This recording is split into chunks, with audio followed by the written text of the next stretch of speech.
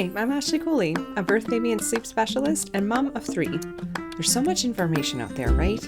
This show is dedicated to helping you clear out the noise so you can figure out what will work best for your baby and your family.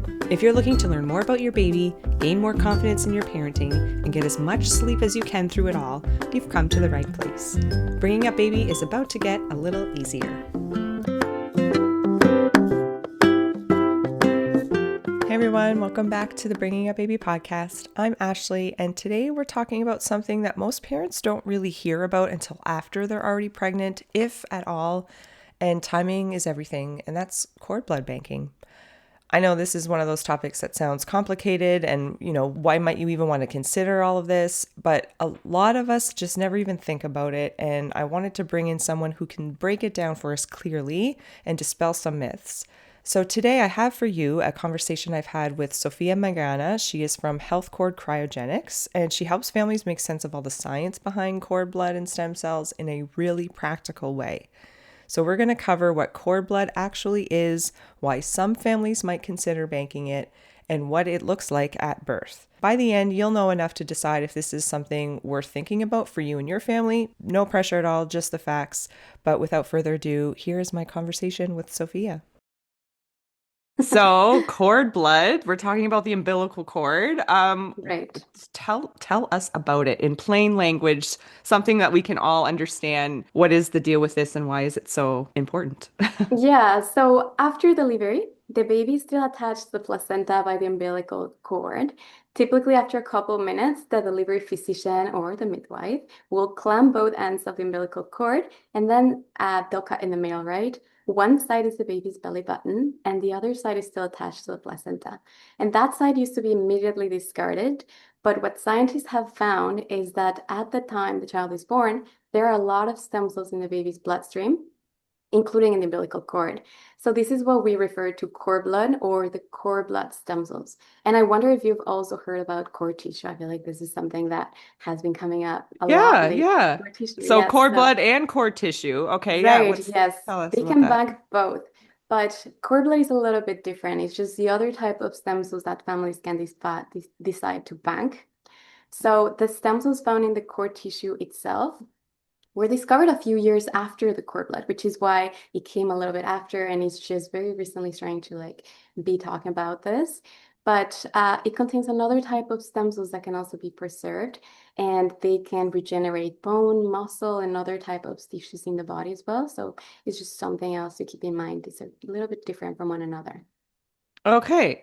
So why would the cord blood and maybe the tissues as well, why would that be medically valuable? Like, is that something we should all Hmm. be thinking about, I guess?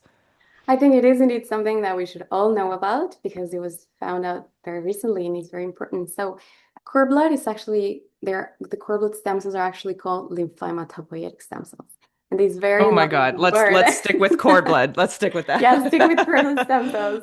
Well, this very long word just means that these cells can regenerate more cells from the blood, like the circulatory system, or from the immune system.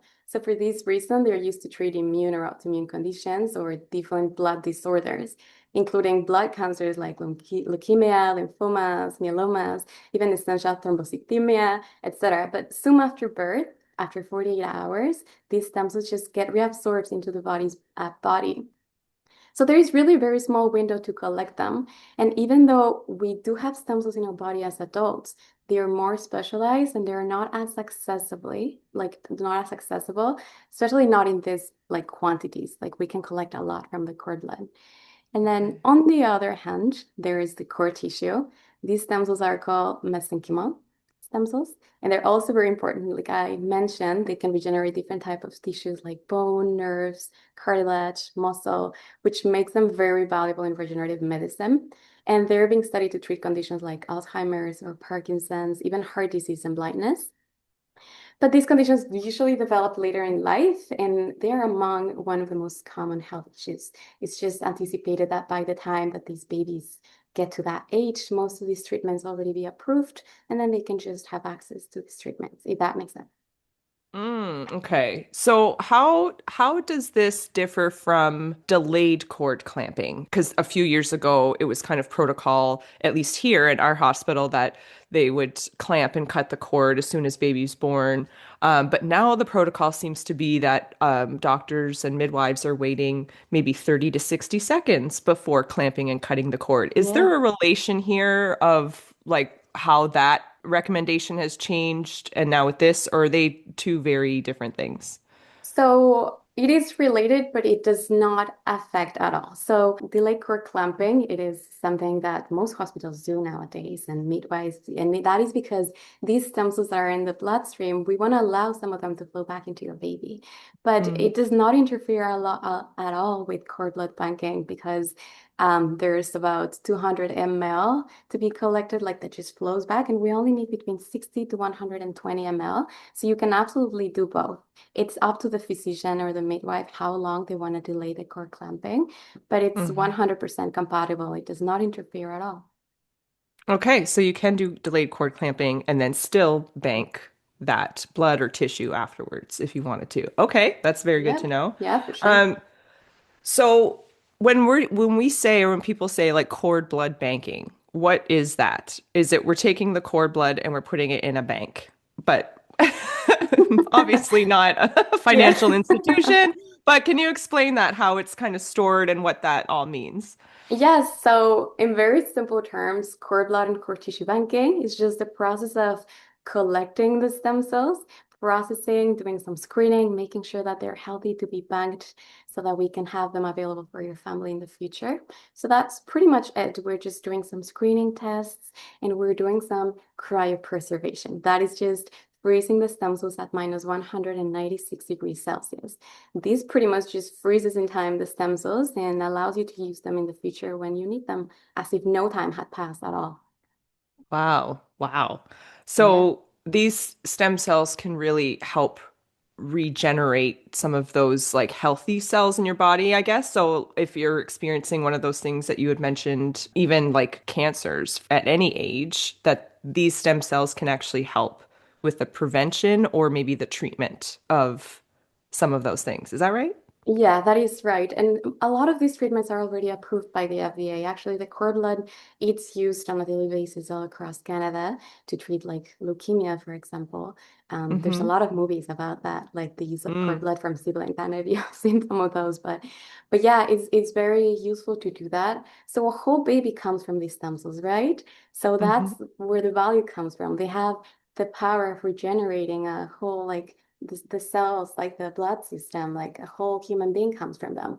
So yeah, that is the principle behind stem cells. The Bringing Up Baby podcast is supported by CST Savings, Canada's education savings experts for over 65 years. CST is passionate about helping Canadians invest in a better future for their children, supporting savings goals of families through registered education savings plans, and helping them collect government grants. Be sure to stop by their booth at the upcoming Pregnancy and Parenting Expo held on April 19th, 2026 at the Westin Hotel in Halifax, Nova Scotia, and visit their website at www.cst.org for more information. Who should be considering this cord blood banking? Because I know you said, like, yes, everybody should know about it. And I agree. We should all be able to make informed decisions on what we need. But I guess before you and I had spoken, it kind of just, I just assumed, I guess, that the people or the families that would opt for cord blood banking maybe already know or have a big family history of some of these illnesses or diseases or cancers or something. And so it's like, hey, if it's there's a stronger likelihood that my baby might pick up one of these because of genetics, so therefore we should do that. But that maybe not necessarily the case for everybody. So yeah, could you talk us through who should be maybe considering this? Yeah. Yeah, no, and there's a lot of truth in what you're saying. So parents who already have a child or family member with a condition that can be treated with stem cells, like I mentioned, leukemia, sickle cell disease, leukemia, immune disorders, they're very likely going to be directed to us by their physicians. So they can consider private banking. Yeah, and just have their cord blood available in the future if needed. However, just any family with a healthy pregnancy can choose to private bank as a form of precautionary planning. They just see it, cord blood, as a potential future resource when new therapies emerge or just in case something comes up. It is often described as a biological insurance, but yeah, it's completely up to the family to decide if they want to do this. Yeah. Okay. You mentioned private. Is there public cord blood banking? Like what is the difference between the two? Yes, so public donation is not available everywhere in Canada. It really depends on Oh. whether your hospital participates in a public cord blood program. But when it is offered, any expectant parent who meets the eligibility criteria can donate their baby stem cells at no cost. Just once it's donated, the cord blood is owned by the public bank and it cannot really be reserved for personal use. So even if the family later on needs it, it might not be available. And the Canadian Mm, government, like they do recognize the value of these stem cells, but they don't really have the resources to bank for every family. So mm, not even all donations are banked. Units that don't meet the strict criteria, they're just discarded. So you also mm. have the option to just keep them available for your family. It's also called actually family banking or private banking. It's available to all parents who choose it, regardless of medical history, as long as the cord blood collection is possible at the time of delivery.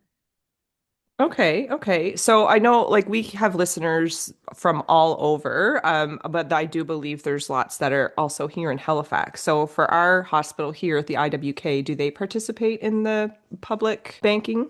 No, not at the moment. I think Nova Scotia is a little bit behind with public cord blood banking at the moment.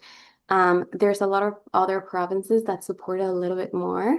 Maybe in the future, that will be something that they'll implement in Nova Scotia, but at the moment, Mm. that's not something that's available. Okay, okay. Well, I feel like Nova Scotia's a little bit behind on a lot of things, so maybe we got to keep Maybe we'll pushing for get there. We'll this. get there. Yeah.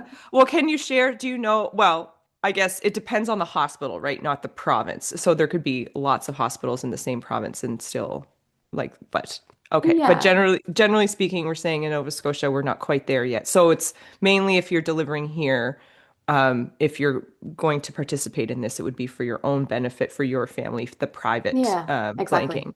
I really love the idea of the public court. And you said it's free for those that are participating. So, like, they can donate it. And then, if it meets the criteria, and because they can't take everyone's, that it's likely that it can be stored for somebody who might need it down the road.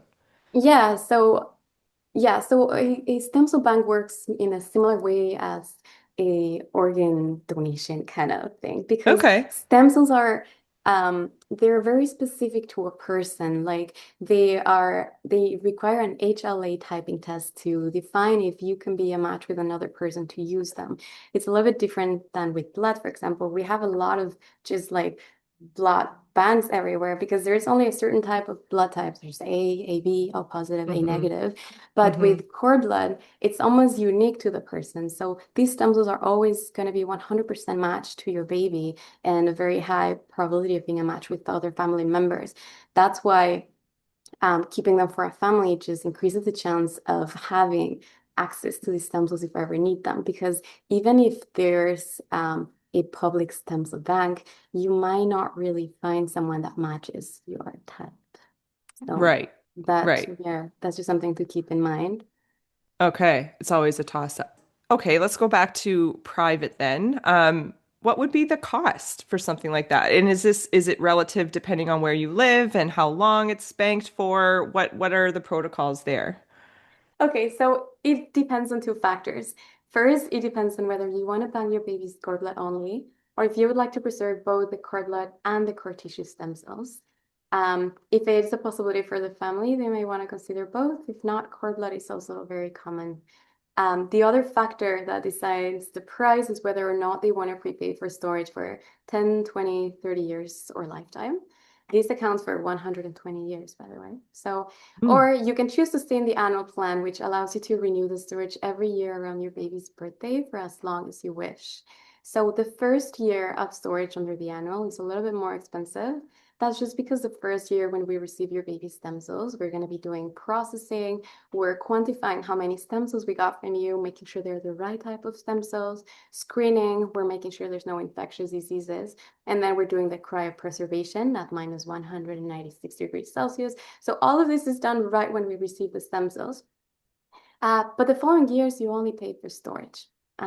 So to save your baby's cord blood, under the annual plan, is about $1,100. Saving both cord blood and cord tissue, it's 2,000. And the Mhm. subsequent years, you only pay once a year, like I said, around your Mhm. baby's birthday. And it's for cord blood, 153 plus tax, and for both cord blood and cord tissue, 291 plus tax. What are some of the common misunderstandings that parents would have about cord blood banking? What Okay. kinds of things are you hearing?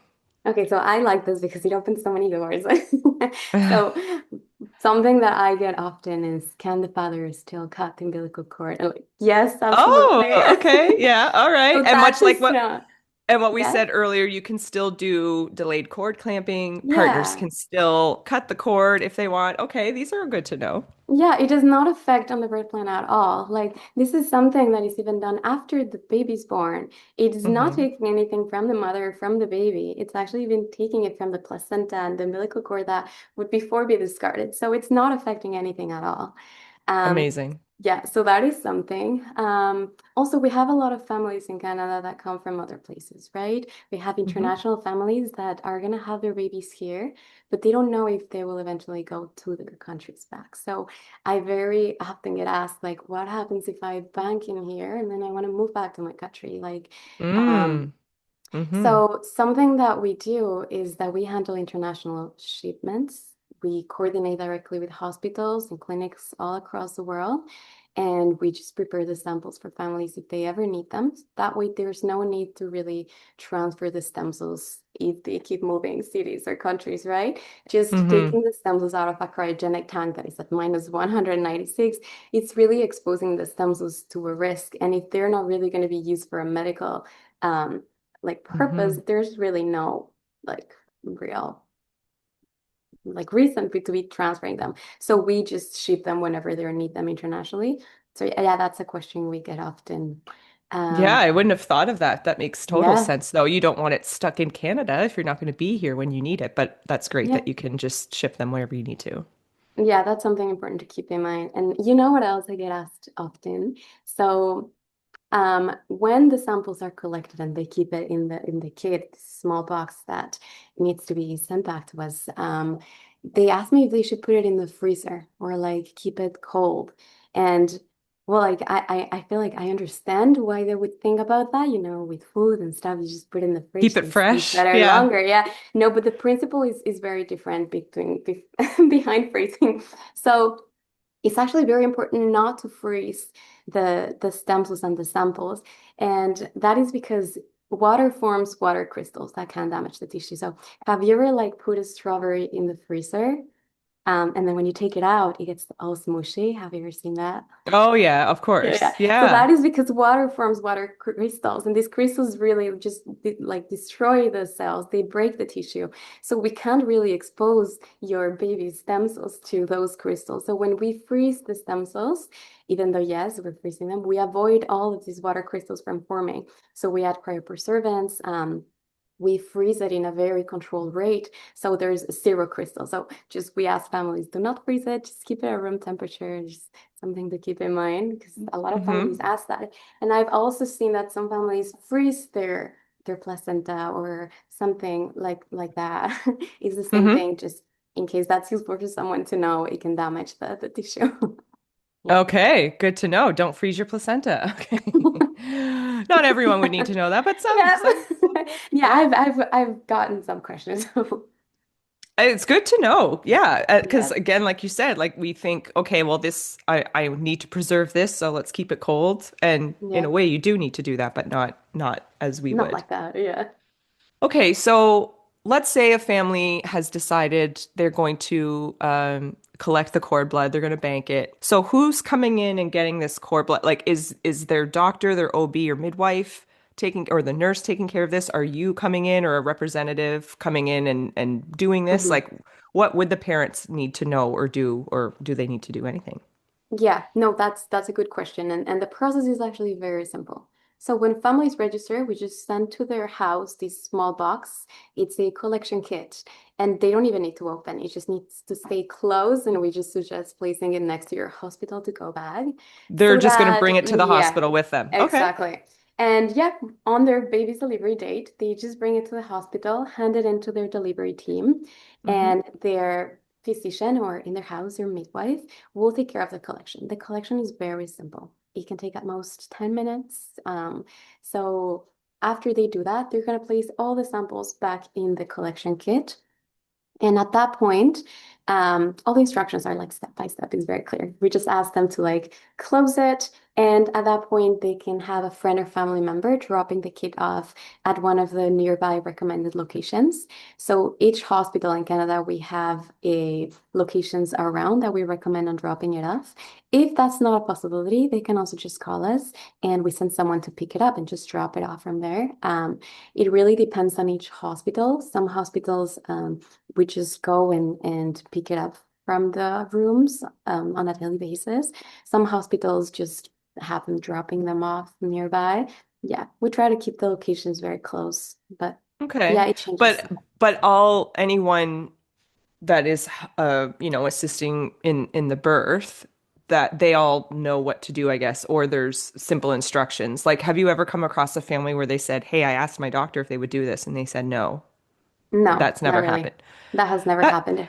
Thank goodness, because this is kind of a medical thing, but like it feels like an extra step, which sometimes, that's not in the mix. Yeah. You know what I Well, mean? But that's good. maybe maybe a few years back, maybe when this started, like maybe like 20 something years ago, maybe the doctors would be calling and saying, like, what do I do? But right now it's something that they really do on a daily basis. It's a very Mm. simple procedure. And on top of that, they also receive this like flow chart, like step by step on how to do it, just in case. We also include the steps.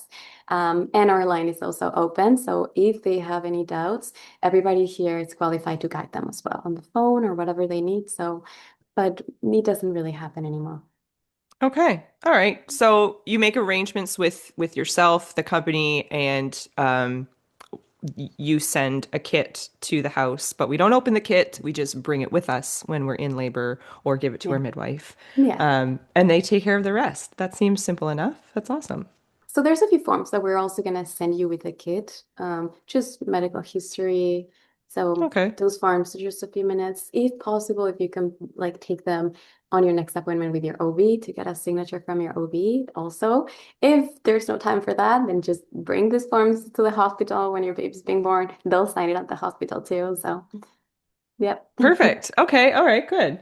Is this the only way to get stem cells, or is this like kind of our best option for, like you said, they have so many and it's just really helpful to get it at that stage? So stem cells can also be found in your body as an adult. I wonder if you've heard about stem cells collected from the bone marrow. Um, Yeah. Yeah. yeah. Yeah. So collecting those stem cells is something you can also do. However, there's a little bit, it's a little bit different. It's a little bit I more feel like that's invasive. painful. Yeah, and Yeah. invasive. Yeah. Yeah. So, and the amount of stem cells that can be collected from the bone marrow is so much smaller than the amount of stem cells we collect from the cord blood. So that's also something to keep in mind.